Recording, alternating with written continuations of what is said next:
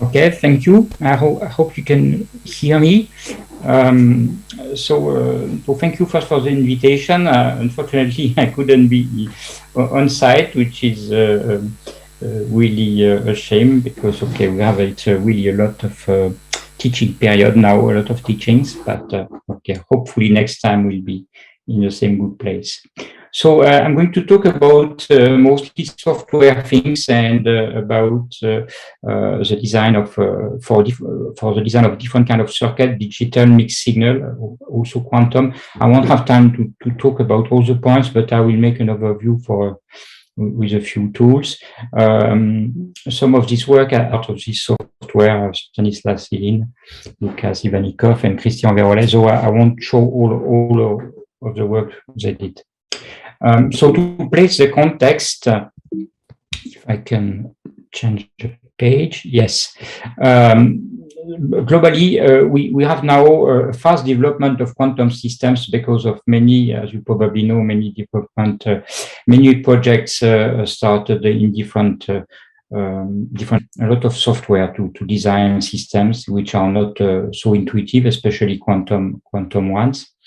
And this software are also for education in some. So a range of software have been developed, and all these quantum systems, in any case, they cannot be developed without being surrounded by a few enabling technologies, which include superconducting electronics, but there is also CMOS electronics, and of course all the tools to design computer-aided design software tools, CAD tools.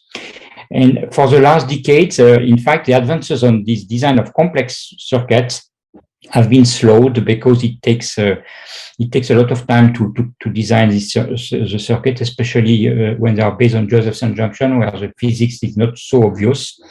And there was a lack of user-friendly and performance tools. Though, of course, in each research lab, every researcher or PhD student has developed its own software to advance knowledge and to assist the design and make progress in the lab. But these softwares, they always stayed in some way in some niche and quite intimate, and they have not been spread. So it is changing a bit now with GitHub and with Python. There is a lot of Python things available now, but still it's not yet totally at the level we would like to have. So I don't know when. Okay, yeah, I need to press here. So for the software development, of course, superconducting electronics is the most demanding for fabrication because there can be complex circuits, and then as a consequence, software tools need to be able to sustain these difficulties, this complexity. And quantum systems can be smaller. They have only a few qubits or a few hundreds qubits. So they are not so complex in terms of number of devices, but the calculations are necessary to find eigenstates and to find the dynamics of quantum systems is quite heavy. And in this case, it requires large computing powers and especially statistical analysis. So we all need to have a software for both quantum and superconducting electronics. So regarding superconductors, because quantum is not necessarily just based on semiconductor or solid-state devices, can be other kind of systems. But concerning superconductors, the first software which is necessary for the designer is a time domain simulator, basically, to see how logic circuit behave. And for quantum software, we need, of course, to solve Schrödinger equation as the first step, and then go to more complicated equations to take into account, in particular, dissipation with some master equation of Lindblad, for example. So, and on top of that, these circuits, whatever they are, qubits or superconducting electronics, they need microwave. Basically, they handle microwave most of the time. And there is a range of simulator tools, which is also necessary for passive microwave elements, like transmission line, resonators, couplers, filters. And all these tools are necessary to make the final circuit. I'll show you a few examples of what we did of user-friendly applications software, but they are not yet totally all embedded in the same suite, but it's going to happen little by little during the coming years, and some part is going to be finished as well by the end of this year. Superconducting passive transmission lines, there are really elements that are necessary for different kind of systems, mostly because for digital circuits, they are interconnects. And so they appear between logic gates and they need to be simulated correctly. And for example, for qubits, you also have transmission lines that are used as resonators often, and also one needs accurate models to know their behavior, to adapt, let's say, the environment of qubits. And their properties, like propagation velocity or characteristic impedance, strongly depend on the physical parameters of superconductors, especially around the gap energy where a lot of things are happening. So we developed a standalone tool that allows to calculate the properties and visualize the evolution of pulses along lines based on the Matisse-Bartin theory. And we have it as standalone, but we also will have it as a part of a larger suite. It's not yet finished, it's second part, but the standalone already application works. So to illustrate why we need to have these accurate simulations, I just present SFQ pulse, theoretical SFQ pulse in case there is no capacitance. With two pulses, you see them in black, with our NIC of 1 millivolt and 0.5 millivolt, and you have in blue the spectrum. The frequency axis is in the top of the graph, and you can see that the spectrum in blue has some component, especially for the narrower pulses, which are above the gap frequency of niobium, which is about 700 gigahertz. You see there is some energy above the gap frequency. It means such a pulse, 1 picosecond pulse, has enough energy to break a few Cooper pairs, and it has an influence even if the line is superconducting and without losses. In fact, it has losses at high frequency, so there is dispersion. As just an example of the signal. So we developed this software to apply these signals to a PTL, a passive transmission line. If we calculate characteristic impedance and propagation velocity, you can see the variation of these two parameters around the gap frequency, clearly, which is very important. So which means the properties are modified. And so we developed this tool, which has a few menus. We can put SFQ pulse, but we can put also other kind of signals like solitons, Gaussian pulse, and a different sinusoidal signals, of course, and all kind of other things. I just show you the interface with SFQ pulse, where you can choose the dimension of the line. You can choose a physical parameter. It means London penetration depth on each superconductor for microstrip line. Dielectric constant of the insulator between the layers, the tangent delta, which is the losses of the insulator at high frequency, and of course some user parameters depending on what you want to do, at what temperature you want to use the system, and also with what frequency step you want. So you can choose for the pulse the period, the width, the position of the pulse versus the function of time. The software calculates at low frequency, for example, the characteristic impedance, as you can see, and the propagation velocity.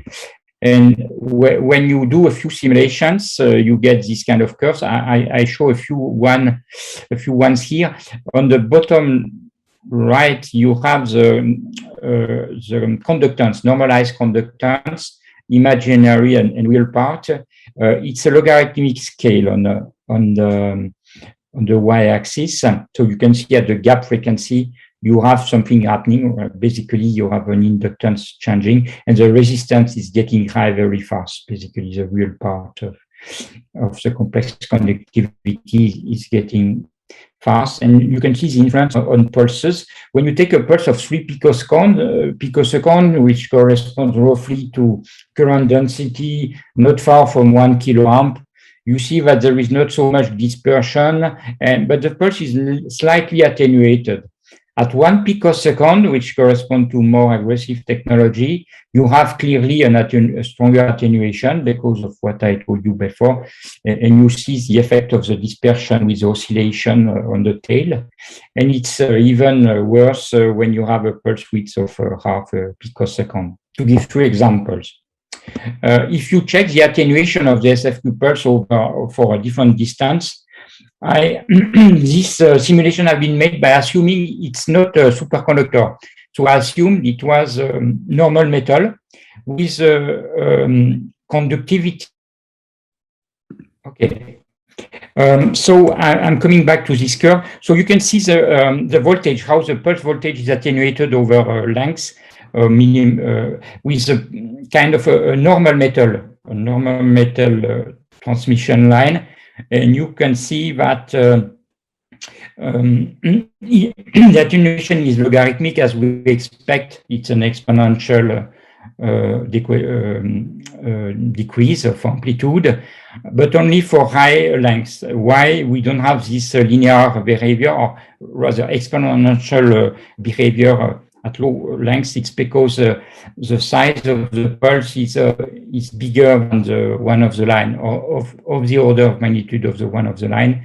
Then we are not in a propagation mode. We are rather in, I would say, a near field mode. That's why we have this difference. But if you make calculation with the superconducting lines, well, first you see it's better, the attenuation is lower, and we have this quite exponential behavior from 10 millimeter lengths, but before it's not, the amplitude is not decreasing exponentially, because we have a line which is not so long compared to the physical size of the pulse.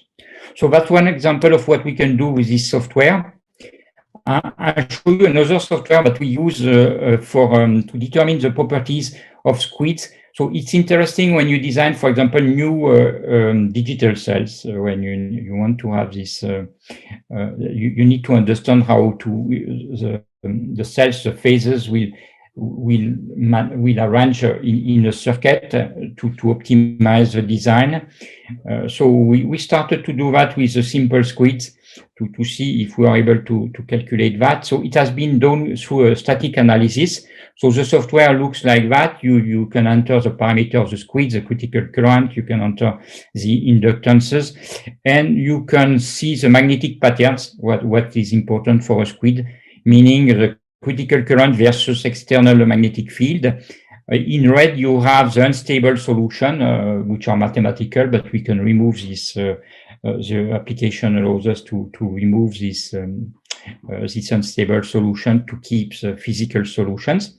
So it helps to know how to optimize the bias current, especially of these devices, for squid, but also for SFQ circuits for simple cells.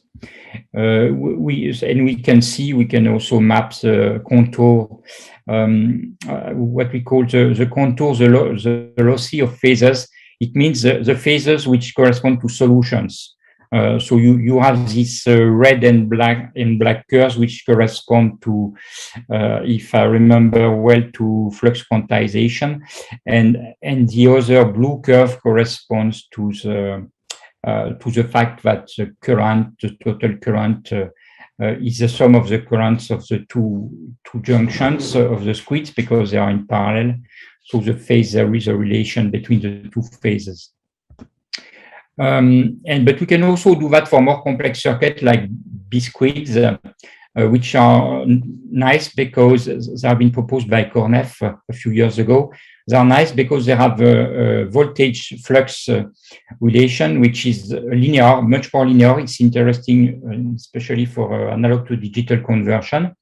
You can see this triangle to the right. So our software also allows to do that. We can calculate the contours. In this case, there are three junctions, right? You have a squid down with a junction junction A and B, and you have a third junction, which is C, which has been added to make it linear, more linear.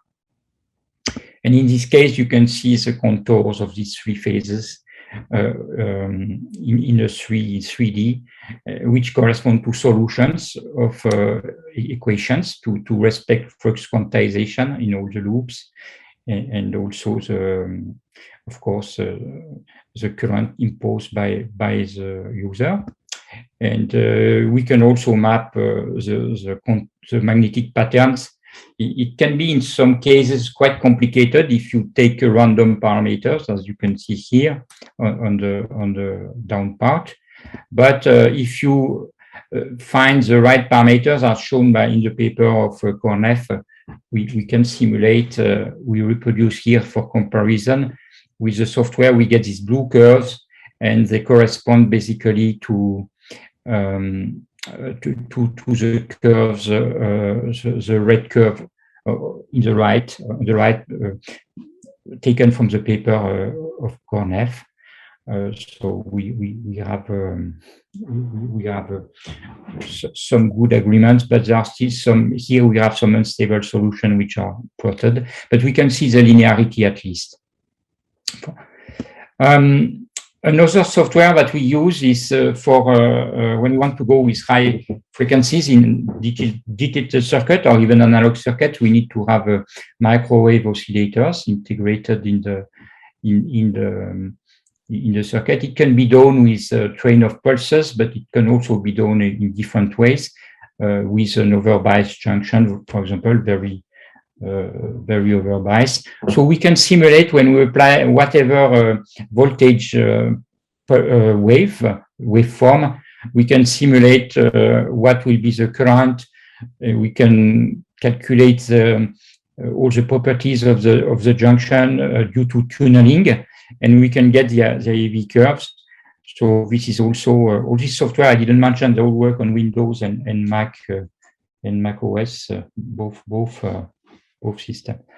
And so you can see here the IV curve, which is an input of this software. We can find the Kramers-Kronig transform due to causality, which is a blue curve. And from that, we can deduce IV curve in presence of microwave signals. Here there were two signals, one at 200 gigahertz and another one at 400 gigahertz, an harmonic. And you can see the influence and you can see the quantum steps on the IV curve. So, which means the junction is receiving a signal at high frequency. And that's also something that we can incorporate in some circuits when we need to combine digital with analog signal. And I will finish with this slide. I don't know exactly if I respect the time. I was supposed to be nearly finished. There is a paper publication on that you can find on IEEE, Transaction of Applied Superconductivity. So I will not detail it here. It's called Join Us. It has been featured, but it's not yet totally ready. So this software allows to take netlist of a digital circuit, to make simulations, to add the noise, to make simulation of this digital circuit with the noise, to calculate the margin, the yield in particular, all the main feature that we need to have when we design a digital circuit. And also we have the possibility to extract parameters through inductex to back annotate on the netlist. So all these manual things that we were doing before, now we can do them all integrated with the same software. Maybe later we will add WR Spice, but it's not planned for the moment. We have other tools to add to join us, including the tools I showed you before. So we can also put PTL, passive transmission lines, as a cell, and they can be simulated directly. So that's about it for the presentation of the software. We have also some for quantum simulation of single photon, how to say, qubits interacting with single photon detectors, and also other than that. But there are several models that we can use when we simulate Josephson junctions. Not only this simple one with Cooper pairs, but also models with other or more complex models. Say we can do pi junction, phi junction with when the phase is any value between 0 and 2 pi. And also very soon we'll be able to have to simulate any kind of. So that's about it. Just I want to acknowledge Conrad Fourier, Joe Delport for the JOSIM simulation JOSIM simulator that we integrated in Jonas, and also Masoud Peram, who really supported us for all this during all this work. And we had several French-Ukrainian projects which helped us to do that. And the YARPA Super Tools program, which funded at least the people who work on that. Thank you. Thank you for my presentation. Can you hear me? No. Maybe you can. Okay. Can you hear me now? This nice talk. I would like. Can you? Your software. Of course, well, you are talking with one junction only. We didn't do it in this program. Indeed, we were not looking for that. It's implemented. The Fraunhofer, well, the variation of critical current of Josephson junction is modified if you apply, for example, in Jonas, if you apply a magnetic field. But we cannot see at this stage, we cannot sweep. Have interference, but we didn't put diffraction, and it's not so complicated to add diffraction. So I think it's a good idea. We could add it, so we can. It will help to see what's going on when we have a general circuit. Yes, and especially with the larger junctions, it's interesting.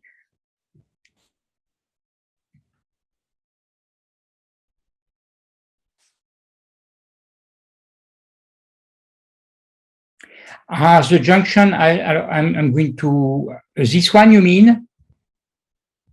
This one, the black one? This one, the black. Yes, this is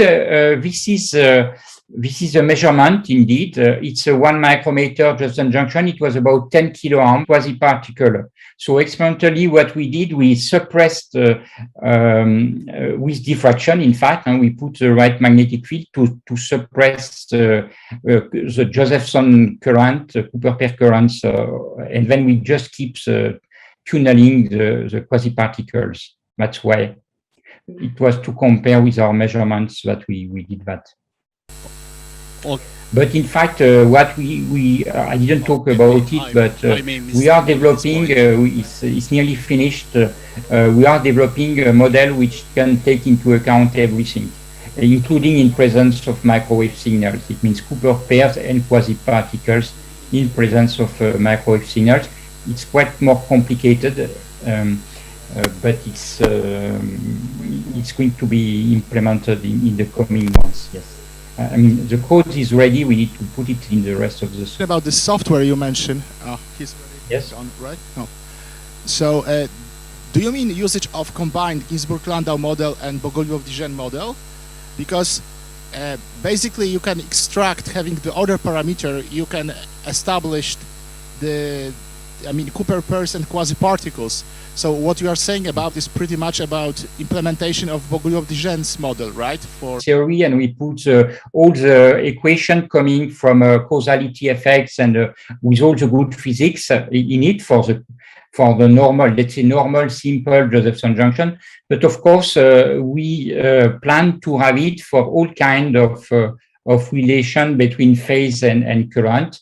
And so that means that we need to modify the, I would say, there are, how to say, it's a kernel, it's a frequency kernel of the system, meaning the spectrum,